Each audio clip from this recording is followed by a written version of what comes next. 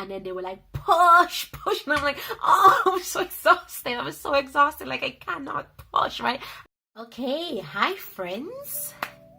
Good day. Let me just make sure my settings and my camera is well lit, because today I have a very important topic I want to share with you. Today is about my hypnobirthing experience, and it's maybe a long one because I'm going to tell you everything about what happened during my experience, and of course if you have any questions, if you want to know what led up to it and the pregnancy and everything else, I would love to share it with you. Just let me know, okay? So let's start off by when my what broke. Well, let's go back. So obviously they give you 38 weeks. That's your due date. Your due date is 38 weeks from when you were conceived, and that's the date in which they tell you your baby is going to be due. So my due date was scheduled for the 9th of January 2019. 9th, yes, the 9th. Right, which I loved. I was like 9/01/19. That sounded amazing. So I was like, yeah, I want my baby to come on the 9th of January, okay? But as I was going through hypnobirthing and everything else, obviously one of the things that we do during the class was to face our fears and anxieties and stuff like that. So now during the time I was doing the hypnobirthing class, my husband was away and my sister was here with me, and my mom was due to come as well. So I had like all these little worries in my head, like, oh my gosh, suppose she comes before, because we're told like babies can come 2 weeks before or 2 weeks after the due date. So little by little I have like little worries, little fears coming through to me. I was like, oh my gosh, suppose she comes before or suppose she comes later. But I didn't mind about the later, but the before was really stressing me.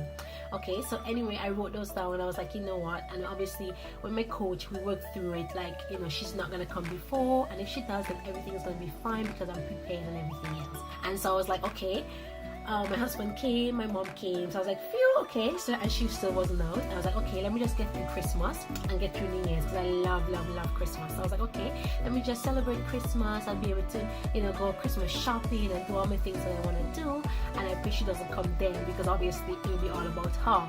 And then Christmas came, and then New Year's came, and she still wasn't here. I was like, okay, maybe she'll come to due dates. 9th of January rolled around, and nothing was happening. I had no signs of labor, no pain, nothing. So I was like, okay, all right. At this point now, I'm thinking, okay, well, we'll see what happens.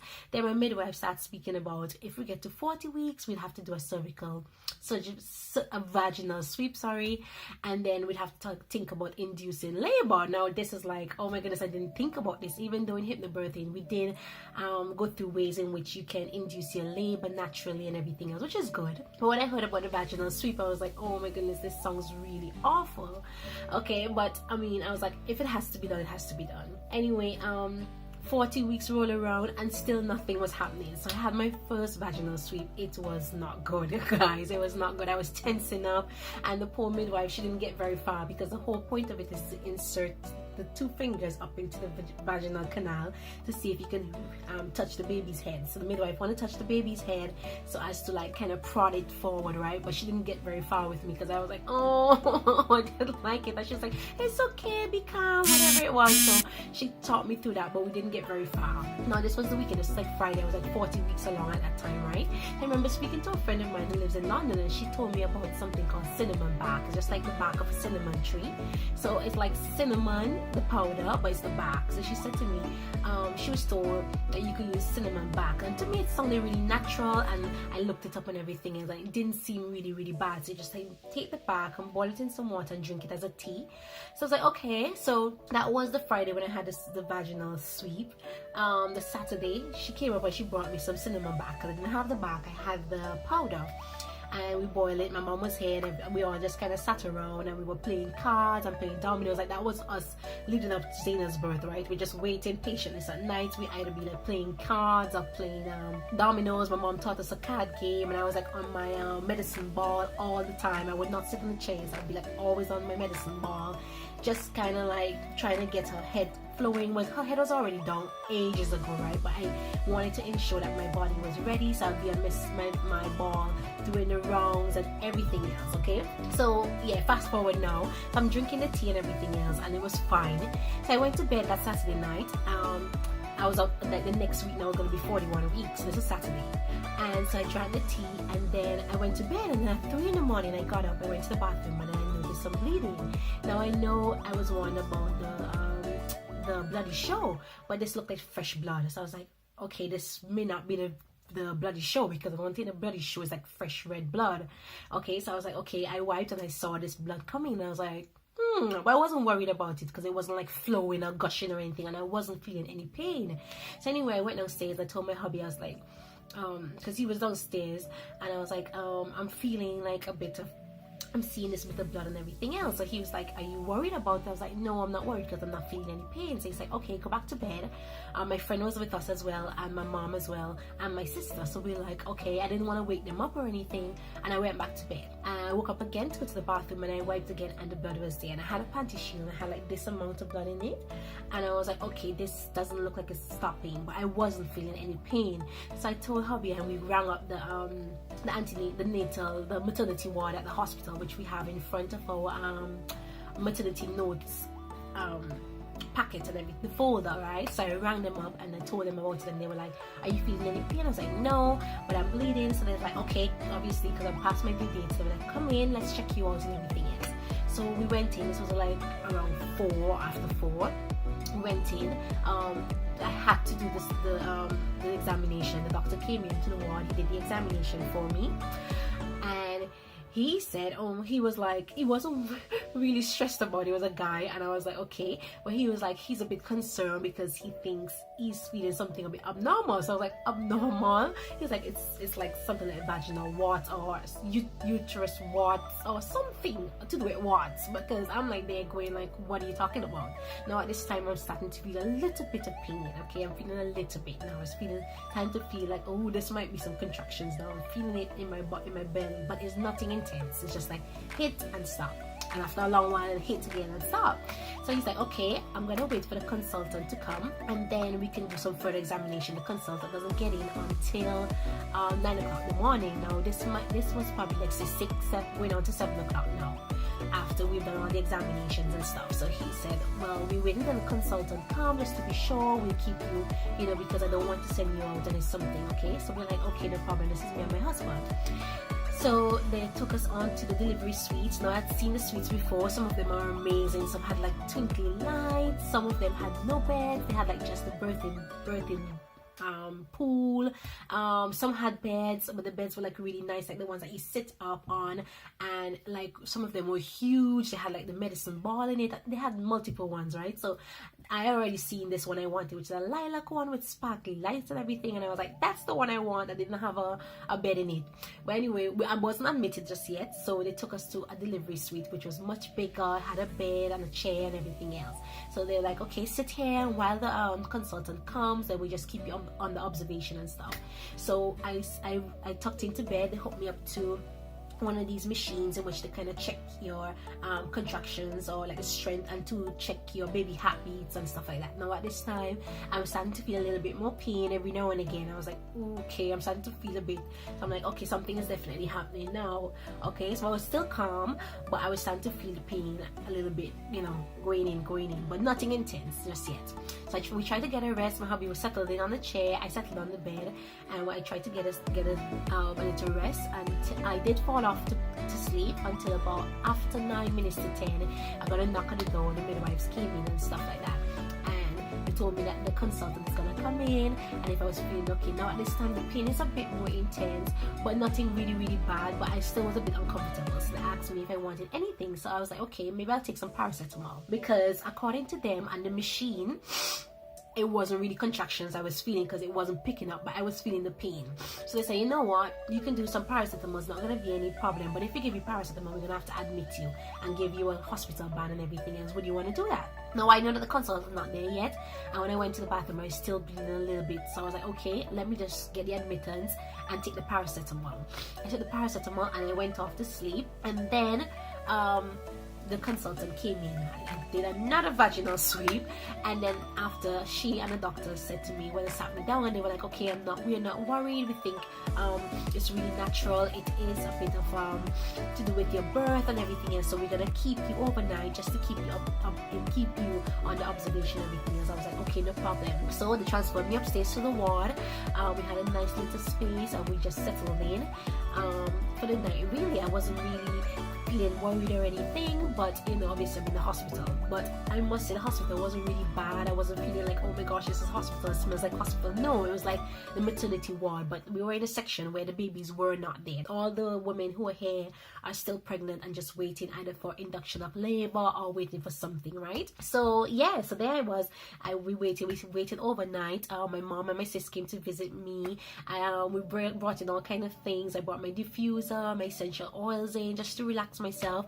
Anyway, going into the night, I started to feel a bit more contractions. They were coming now, more intense and more painful, but still like more sporadic, right? It was like I feel it now, and then like 20 minutes later I feel another one, and like stuff like that. So it wasn't anything, and I still was hooked up to that machine, and it still wasn't reading as contractions. So the nurse was like, nothing is really happening, you're feeling pain, but this is like pre-labor, right? So I still was doing the paracetamol because I was like, there's no point with me just here feeling pain in a hospital bed and like nothing is happening. So I took the paracetamol, and at one point in the night I woke up because the pain was really, I mean, come on, I'm going through pre-labor, right? So I was like, okay, I need to do something about this pain. So I got one of the injection in my legs for the night, and that was okay.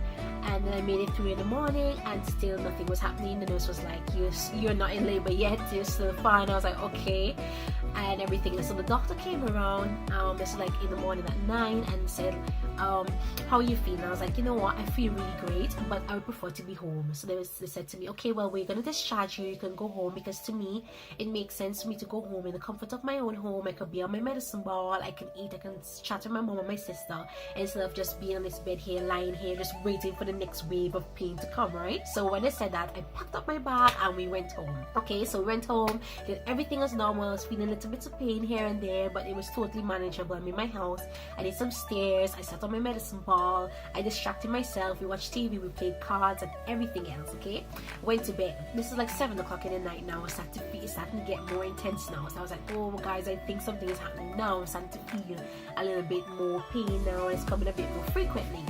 So I'm on the floor, I'm doing all my rebozo thingies, and I'm like doing the medicine ball. My sister's doing my massages, my hubby is like, you know, trying to keep me relaxed and everything else. I wasn't being stressed or anything. I was just like, okay, I just need this baby to come right now, to be honest, because I was so tired. And I was like, Zay, it's time for you to come out, girl. Like, I'm getting so heavy and I'm like so tired. It's time for you to get it going. So I was like, okay. I was doing everything. I was on the ball and everything else. Anyway, it was starting to get a little bit more intense, and so I went upstairs, and my husband was like, try and get some sleep. So I went up to bed, and I must have dozed off, but then I woke up with a start. Oh my gosh, it was the most intense pain I have ever felt. It was like a lash of pain that came to me. Sorry, my allergies are kind of acting up now because I'm getting so excited. So like this intense pain, and I just woke up. It was like around 9 o'clock. I remember looking at the time, and the pain just hit me, and I woke up with a start, like, and I shouted. My husband was on the bed with me, and so he was like, what's wrong? And I was like, oh my gosh, that was such a horrible pain. Like, something is happening now. She's definitely coming. So he's like, okay, you know what, let's go on the medicine ball. He was just like, just come off the bed and go on the medicine ball. You'll be able to manage it a bit more there. And so my sister came in and she's like, let's breathe and everything else. But the minute I go to sit on the medicine ball, I just felt this warm water just flowing down my legs, and I was like, well, I knew I wanted to pee, so I was like thinking, is that me? Did I just wee myself or something? I didn't know it was my waters that was broken. So I was like, okay, I think something just happened when they all saw it running down. So I was still not sure if it was my waters. They were like, okay, let's remain calm. And so we took our time and we went to the bathroom, where I kind of tried to tidy up, but the water just kept coming. So I was like, okay, I think this is my waters that just broke now. It's definitely my waters, because it just kept trickling. All right, the pain eased off a little bit. So obviously I was saying to everybody, okay, this is what we're gonna do. I was so calm. Seriously, I'm on the toilet going like, Jay, you get the car ready, we're gonna go up to the hospital now. You bring my phone, let's ring the ward. Mom, you get the snacks and stuff ready, get the bags ready. I was telling everybody what to do, right? So we rang the ward. I was there, and I said to them on the phone, I was like, my water's just broke and I think your baby's about to come and everything else. I was still really calm. They're like, yeah, obviously come in. Once your water's broke, that's it, come on up. I was like, perfect. To me, I was like, yes, she's coming tonight. I'm so happy she's coming. Okay, so it was like dead cold. I'm like in the pajama top, and my husband was like, don't even get dressed because you know what's gonna happen. So he just kind of gave me his robe, and I put on my Uggs boots. And seriously, I had like an adult diaper, because we bought like some packs of adult diapers, just because I thought it'd be much easier. So I put on one of those adult diapers because water is still coming down, and so we got ready to go out So my husband was like heating up the car because it's like really cold outside. We got our bags ready and snacks and everything else, and I'm like checking, do you have this, do you have that? Okay, until the pain hit me, I'm like, oh, okay. Right, and then it went off for a while. You know how it goes, like you just get like hits of it, right? So the hospital is like 15 minutes away, so not even 15 minutes, like probably 10 minutes or less. We got in the car and we went. My sister came with me, and we're driving to the hospital. I'm like, relax, because obviously we've gone through this. We're just gonna take our time. We're gonna drive to the hospital. I said to my hubby, don't even speed, don't rush it. We're gonna take our time and we're gonna go to the hospital. We got to the hospital and we parked in. My husband tried to get as close as to the entrance ward, to the maternity suite as possible. Now, ladies, this was the most difficult walk ever because the pain was coming. Now I was like, you know what, this baby's coming. The pain was coming. So I was like, you know what, he was like, do you want me to go and get a wheelchair? I'm like, nope, I'm gonna make it. So both of them took my hand and I'm walking gingerly to the suite, to the antenatal section, and we got there. The midwife was like, okay, let's get you the examination. We did it, got the examination, and she was like, yep, sure enough, your water's broken. But she was so calm, she was so nice. She was like, you know what, and baby had pooed in you, it's called meconium, so the baby had pooed in me, Zayda had pooed in me. So she's like, okay, we're gonna have to go to the delivery suite right away. Just like that, like really calm. We're gonna go to the delivery suite. I was like, yep, we're gonna go to the delivery suite. I was like, can I do the birthing pool, because I really wanted to do the birthing pool, but she said due to the baby pooing in you, the meconium there, we're gonna have to hook you up to the machine again and make sure that the baby's heartbeat is good. So unfortunately, you will not be able to do the birthing pool. I was a bit disappointed, but I was like, you know what, this baby is coming regardless, no problem. Again, she asked if I wanted the wheelchair to the delivery suite. I was like, nope, I'm gonna walk. I was determined I'm gonna walk to the delivery suite. Oh my goodness, ladies, I am like walking, okay, but I made it anyway. And as we got in, they hooked me up to the bed, they hooked me up to the machines and everything else, and I was like, this is it. The midwife was like, this is it now, are you ready? I was like, yep, I'm ready. They hooked me up to the machine and the pain was coming now, and as I got to it, I was like, I would scream out for a bit. When I got to the edge of it, my sister would help me with my breathing. We'll go, and then I'll scream out again, and that's how it was going. So this was like after 3 in the morning now, right? So it's like 3:30 in the morning. So we got to the hospital around 3:30. So we did the examination, went straight to the room and everything else. They hooked me up, and as we were hooked up to the machine now, somehow they were mixing up my heart rate with baby's heart rate, and they were like, okay, well, we're not getting her heartbeat, so we need to do something else. So we need to insert this cord up into your uterus and your womb to be able to hook on to baby's hair. Okay, I was like, fine. Now when you're in pain, you don't really care what's happening. Well, me, I was in pain, I didn't even care what was happening, right? So I didn't even remember how it was happening. This is my sister saying to me. So they inserted it up and clipped it to baby's hair. But as the pain came and I kept going up like this, apparently it was coming off, and the baby's hair Zayda's hair was so thick that it kept coming off. So the midwife was like, oh my goodness, the baby's hair is so thick, the plug keeps coming out. I was like, oh my gosh. Anyway, I was still determined to remain calm. My husband's at my hand, my sister's like, you know, breathing me through it, and so we're going like that. Okay, then I remember being examined. They were like, okay, you're about 4 centimeters dilated. I was like, fine. I wasn't even listening, to be honest. I was just like, okay. And then at one point now, my body just started to bear down. Like seriously, I kept saying to the midwife, like, she's like, don't push just yet, don't push just yet. But I was like, I can't help it. Like I would feel the pain, I would ride it and ride it and ride it. We'd breathe through it, and then I reached the top of it, and then my body would just go down like this, and I was like, oh my god. like I can't help it. My body was just pushing down, and I kept doing that. And she was like, no, you should not push. But I was like, I cannot help it. There's no way I cannot push. Like my body was just going down on its own, right? Now at this time, I think that's where I'll tell you when it gets down a bit later. Now this is where it was going a bit shaky because I should not have been pushing, but I could not help it. Seriously, my body was just going on like this. And so she was like, okay, just remain calm, just keep breathing, don't try not to push, you'll be fine. Okay. And then it reached a point where the doctor came in. I seriously didn't even know what was happening. I just remember the doctor coming in, examining me, and he was like, well, you're fully dilated. I was like, okay, well, what do we do now? And they were like, now it's time to push. Now seriously, the pushing part, I think, is the part I remember the most. I don't remember the pain as much. I remember the pushing because it's the hardest, most exhausting push any person can ever do to push this baby out. I remember the doctor and the midwife saying to me, okay, you need to push like if you're having like a really, really hard poo, and just push through your bum. Now I was doing that before anyway because my body was doing it, right? But now they're like, you need to do it. So I was pushing now, and I was like screaming as I pushed down. And then the midwife said to me, which was a really, really good tip, she was like, you know what, try when you push down and you're pushing out, try not to get it through your mouth, because then the energy is coming out of your mouth and it's not going where it's supposed to go. So she's like, when you push, keep your mouth really closed and focus on pushing it out down to the bottom. I tried that and it changed everything. She was like, just close your mouth, don't scream, and just push.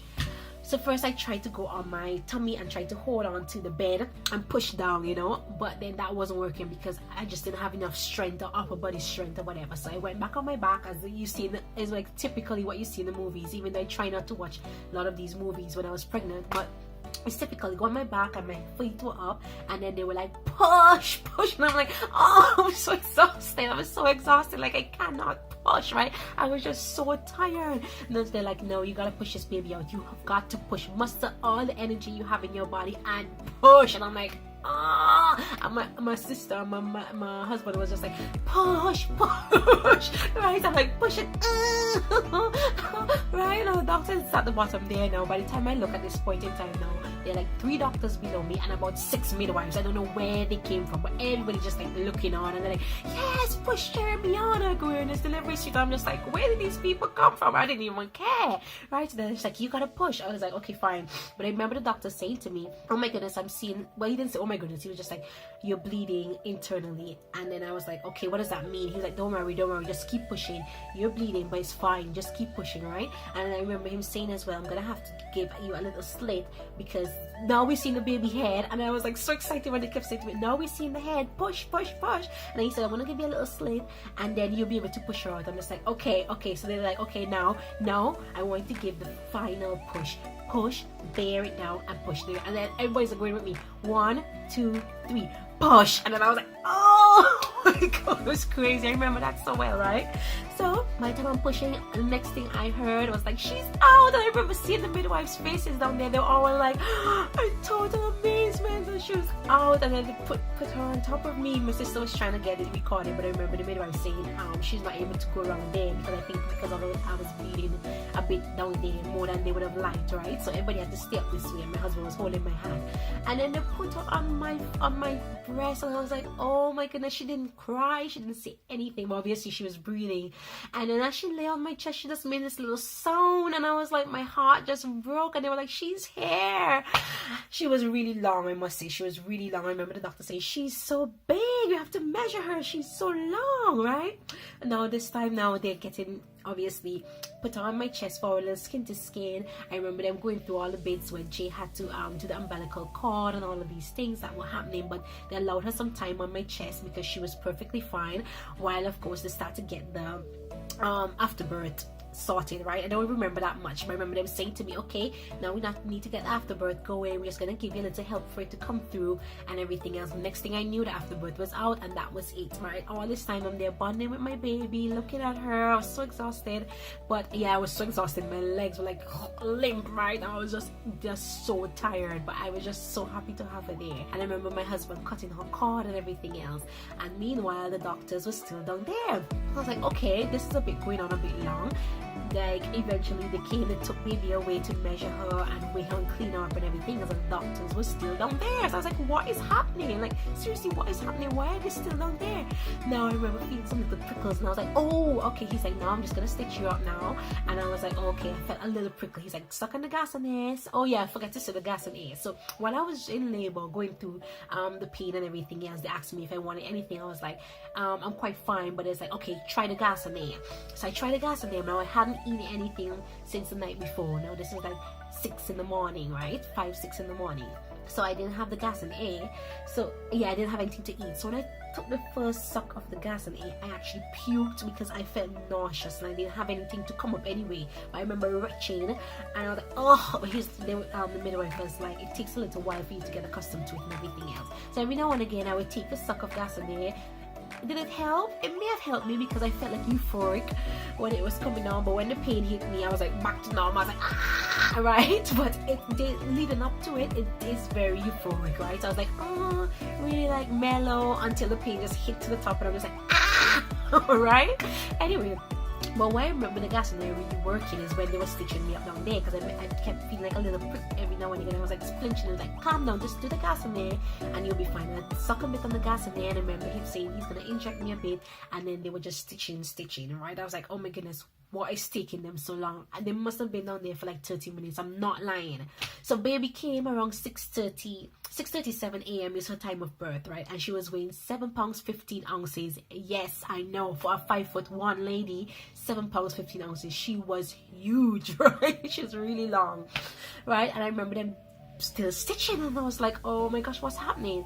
Anyway, they did what they have to do, and then the doctors came back and they're like, you did so great. The midwives were like, you did so well, congratulations and everything else. And I just kind of like sat back like so exhausted. I was just so tired, right? Now when they moved from between my legs and they were finished everything and they pushed out this trolley, the amount of gauze of blood that was on that trolley, that was what scared me. I was like, oh my gosh. They were like, yeah, you lost a lot of blood. Doctor was like, we're gonna have to weigh in on this blood, but it looks about 2 liters of blood. It's a lot of blood. I was like, oh my gosh, the amount of gauze that was full of blood on that thing. I was like, I hate blood. So I was like, okay. I was like really crazy. Okay, anyway, they said to me, just take some rest, you'll be fine. And I honestly felt fine, except for the exhaustion. I was like really exhausted, but apart from that, I was fine.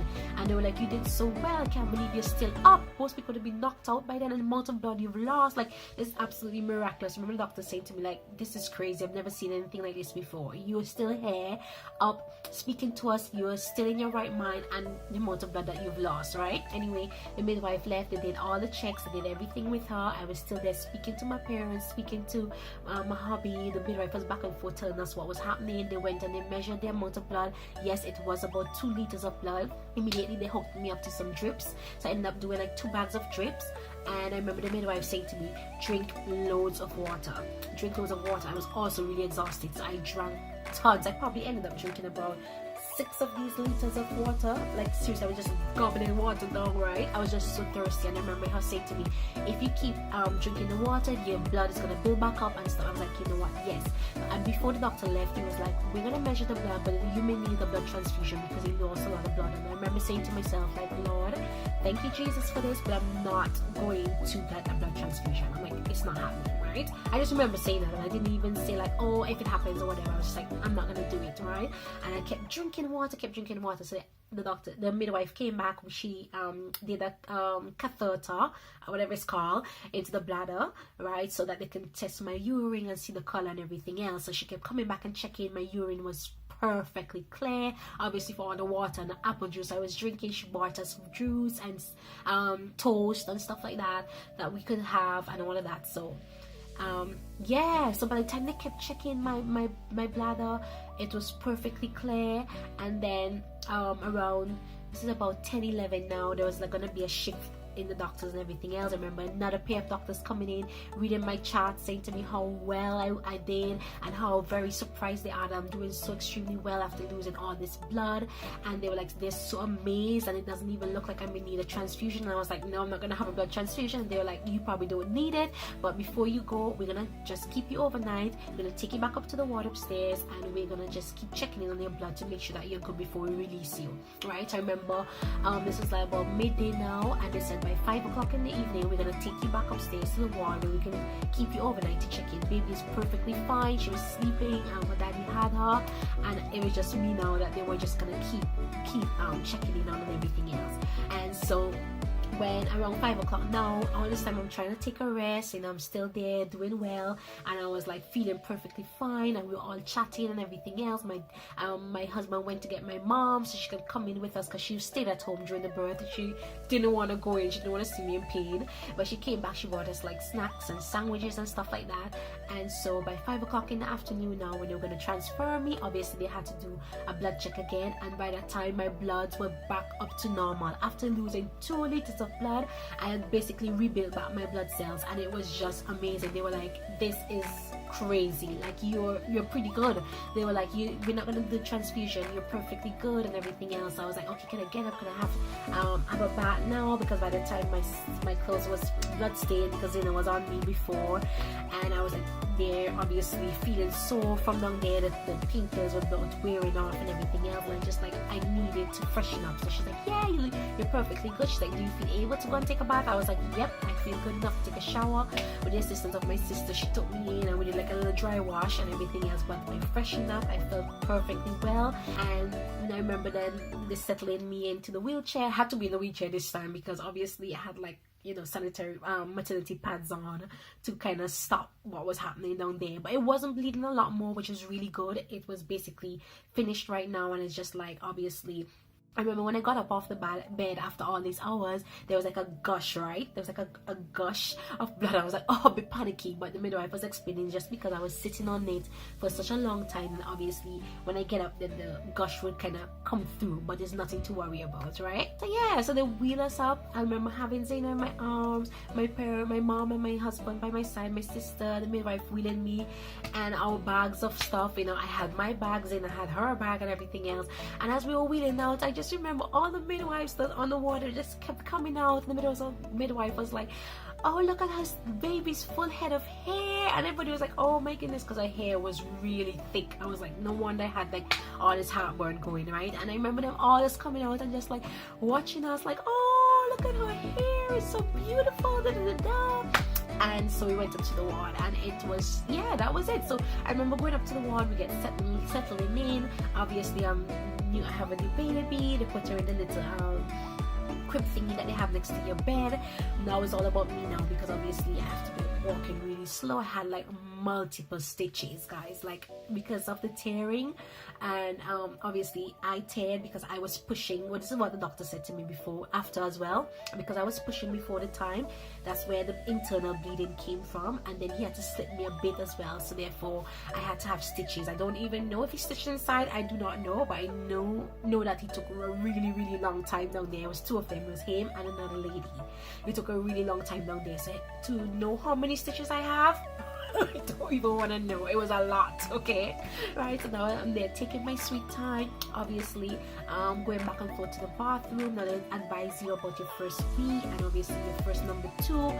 I couldn't even think about the number 2 because I was like, oh gosh, nothing else is coming through this, right? I know this is a bit graphic, but I was like, nothing else is gonna come through this at all.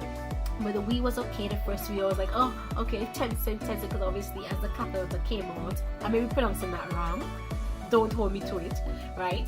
But obviously as that came out, now I had to do it myself, and I had to make sure that I was urinated perfectly and everything else. So I didn't want a number 2, so thank God it didn't hold me until I did that, right? So I remember breastfeeding her, and of course I did breastfeed her when she came out as well, because they always encourage you to, because she's out and she's probably a little hungry. I did put her on the breast and everything was perfect. It did really well. As not until after I came out, the day after we came out of hospital is when I started to have a little trouble with the breastfeeding. Now, ladies, I want to remind you that while you're in the hospital, really try and get your midwives to help you with the breastfeeding, because a mistake I did make is that I thought I had it under control because she breastfed really good when I was there. I did need a little help when I did go upstairs the night as well. I asked the midwife to help me and she did help me, but when I went home, the baby just wasn't latching on very well, and it came so bad that she was breastfeeding, she was just sucking until it started to bleed.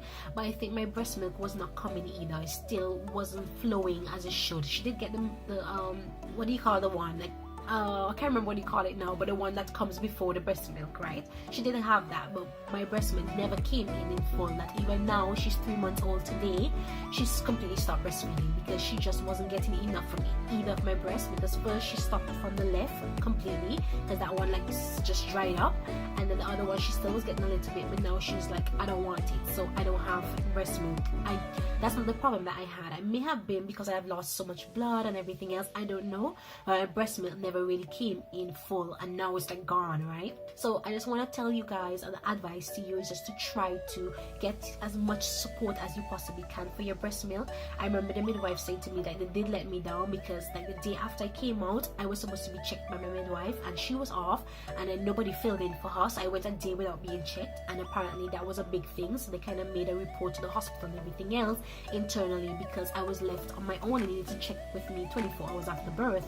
Now I had my mom and my sister, which is really good. I had the support at home, but the breastfeeding part still didn't come in. So that was a little thing that I think if I could have done better, I would have worked on that. I would have checked that out a bit more because she just didn't. I had to end up use nipple shields, which is like basically a silicone cup for my nipples because my nipple was so raw and she just wasn't getting the breast milk, right? So yeah, that is like my labor. So we went in around 3 and I was probably in the delivery suite around 3:30, and by 6:37 Zena was born.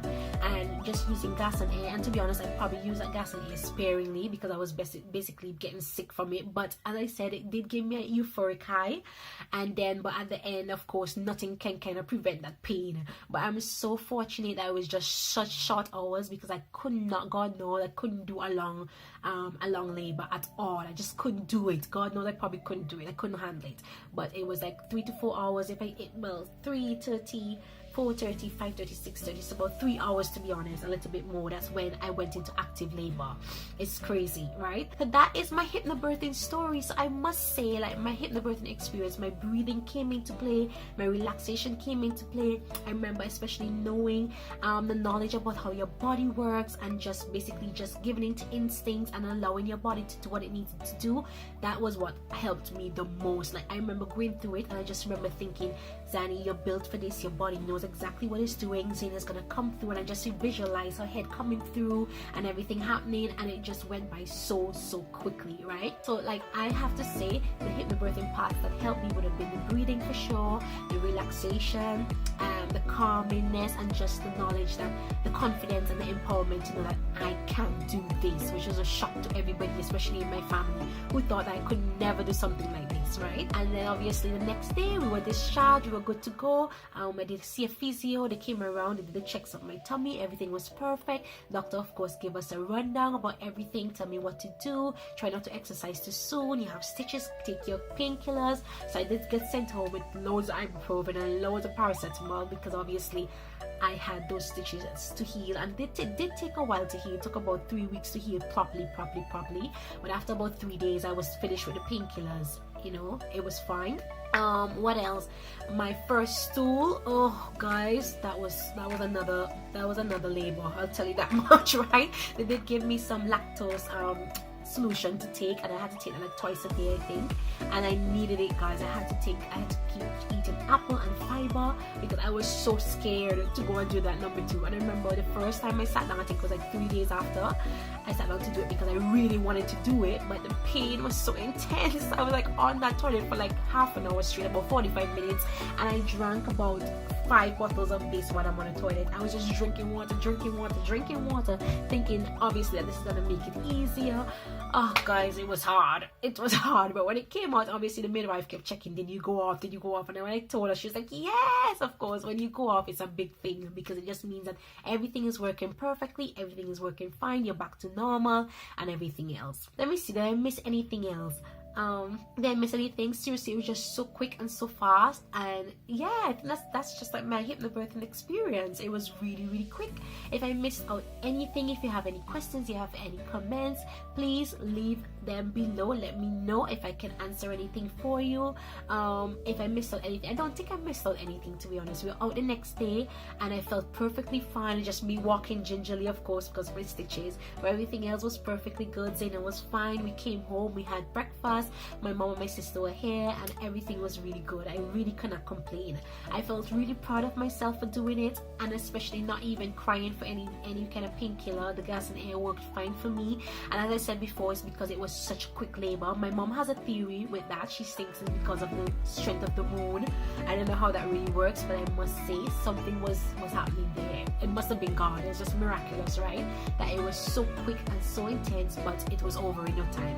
And the miraculous thing of me losing 2 liters of blood, still being up, still speaking, still being aware, and out the next day, that's another story in itself. It was just amazing, right? And looking back now, I feel so proud of myself. I feel so proud of my journey, and I feel so proud of how I dealt with it. And just to see my beautiful girl right now, and remembering how she came out, she wasn't kicking and screaming and crying her head off. She was just so calm and so relaxed, and it was because I think, and I said to my friend, I remember, I think I even helped to pull her out too. You remember, keeping up with the Kardashian, when Kourtney Kardashian took the baby out of her vagina like that. I think I kind of had that moment a little bit when I kind of helped them to bring her up.